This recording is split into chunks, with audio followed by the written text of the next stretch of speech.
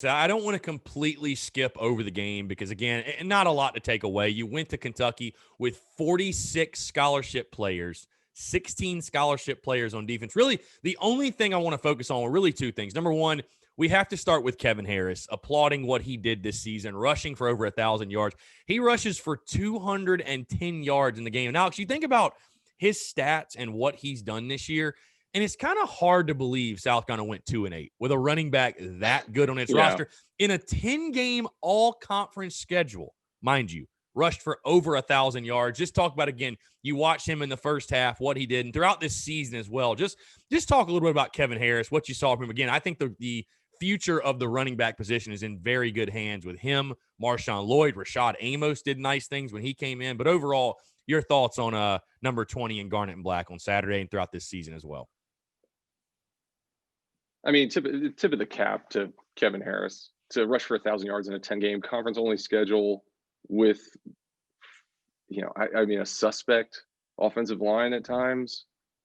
It's a hell of an accomplishment and just a testament to the type of player he is. He's just a big body back that gets going downhill. He's not going to let one person tackle him. And I think, from a running back perspective, we've got quite the running back room for Coach Beamer coming up in 2021 with him and Fenwick, Marshawn Lloyd, Amos.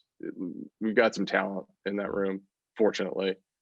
And some talent in the quarterback room. We just got to find some people to throw it to. Yeah, and that's what I wanted to move to next. I was just going to say, though, it's crazy when you think, again, of Kevin Harris and what he did this season. He rushed for over 1,000 in a 10-game all-conference schedule when every team we played knew he was going to get the ball. I mean, it was no secret what South Carolina's game plan was.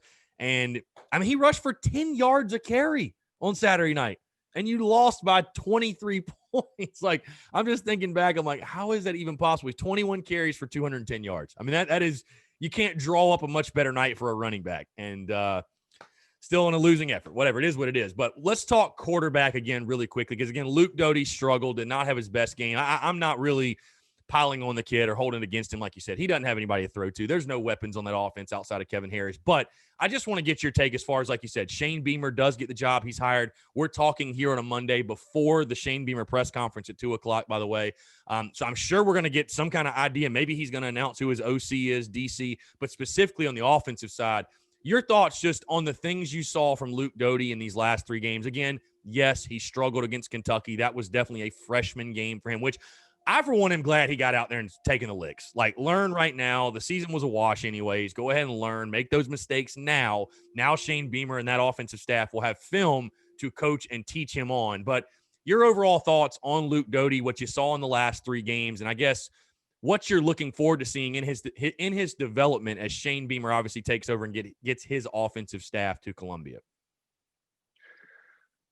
So I think ultimately what we saw from Luke Doty is a wildly talented quarterback that's just raw right now. And what I think Shane or Coach Beamer needs to, get in there with an OC hire is figuring out what that offense is going to look like, and does that best suit Luke's ability? Does it best suit Ryan's ability, assuming Ryan stays?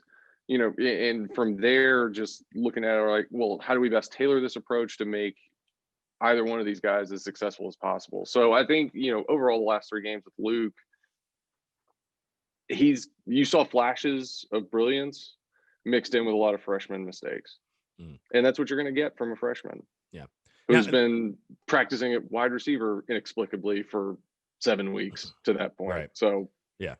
And I'd assume that you're of kind of like me in the sense that your preference for the offense and what you best think is going to fit Luke Doty. Because I think Luke Doty is, again, a ton can change. You never know. There's recruiting. There's the transfer portal. There's just guys winning jobs and beating out other guys. But I feel like first things first, Luke Doty is in line to be your starting quarterback in 2021 and the piece that Shane Beamer and that offensive staff builds their offense around. But I would imagine you're like me in the sense that you're talking about the best fit, the offensive best fit. It's going to be spread, up-tempo, letting your quarterback be an athlete. Obviously, you're going to continue to use the running game with the great backs you have, but I think we're going to see a much more modern offensive attack. And again, we're going to find all this out once he announces the OC hire and kind of, we're going to have film what that guy likes to do. But I'd have to imagine it's going to go to a much more spread, up-tempo, modern offense that we're seeing throughout college football right now. I would like to think so, but I think going back to that and, going back on our conversations that we had last year talking about Ryan, at the end of the day, I think he was put in an uncomfortable situation for himself because, he ran that, up-tempo, high-flying offense in high school. Mm-hmm. But then what we brought him in and asked him to do is run that out of an RPO set where you're having to make reads, you're having to throw on the run, you're having to throw like without your feet being set underneath you. So if they go back and look at that tape and they're like, okay, we can pull this element out of it, now what does it look like? Mm-hmm. And so I think that's something that they're going to go back and watch all the film for if they haven't already, and get something together that they think is suitable for multiple people to go in there and run, but that can be then tailored down to whoever is in there under center.